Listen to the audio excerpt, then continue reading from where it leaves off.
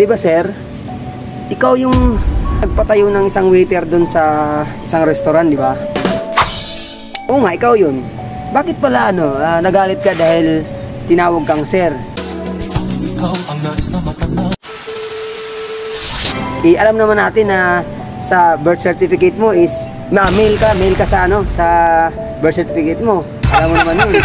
Hindi ka female, hindi ka babae, male ka. Pero bakit nagalit ka? At pinatayo mo 2 oras yung waiter? Grabe ka, boss, ha? At saka kung sakasakaling iba yung sinabihan mo, halimbawa ako, pwede kang tawaging sir or ma'am. Ganun, kasi alanganin ka naman eh. Hindi ka babae, hindi ka rin lalaki. Nasa kalagitnaan ka lang, kaya pwede kang sir or ma'am. Kaya next time, sana kapag halimbawa pumasok ka sa mga kahit anong establishment, kagaya ng restaurant, dapat hindi mo pagagalitan yung mga taong tatawag sa'yo ng sir. Dahil totoo naman eh, lalaki ka eh. Ika nga, LGBTQ ka eh, member ka dun eh. LGBTQ ka eh, member ka dun eh. Kaya respeto na lang sa kapwa natin. Huwag naman natin ipahiya yung tao at patayuin natin 2 oras, tapos ipapahiya mo dahil sinabihan ka lang sir. Eh dapat ang gusto mo, ma'am, madam, ganun. Ano ka, babae? What the fuck? Trans? Oo, trans ka siguro nga, ganun. Dahil nagpapalit ka na ganun.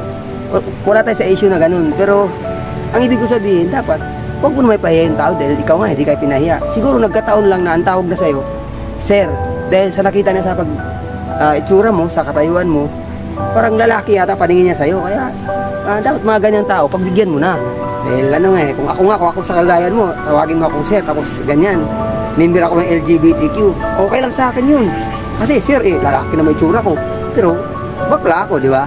Ganon. Next time, kapag halimbawa, maglalakad ka, papasok ka sa mga establishment, mga restaurant, dapat, pag halimbawa sinasabihan ka, hi ma'am, hi sir, dapat magriyak ka lang, hello po, ganon, papa sir o papa ma'am, okay na yun dahil nasa gitnaan ka naman, hindi ka babae, hindi ka lalaki, bakla ka, di ba? Bakla, o LGBTQ, trans, ganon.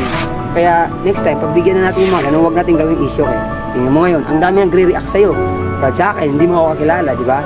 Isa din ako sa mga content creator. Pero, tingnan mo, nagre-react din ako dahil syempre, habang nakakalat sa social media yung videos mo syempre nagre-react ang mga tao.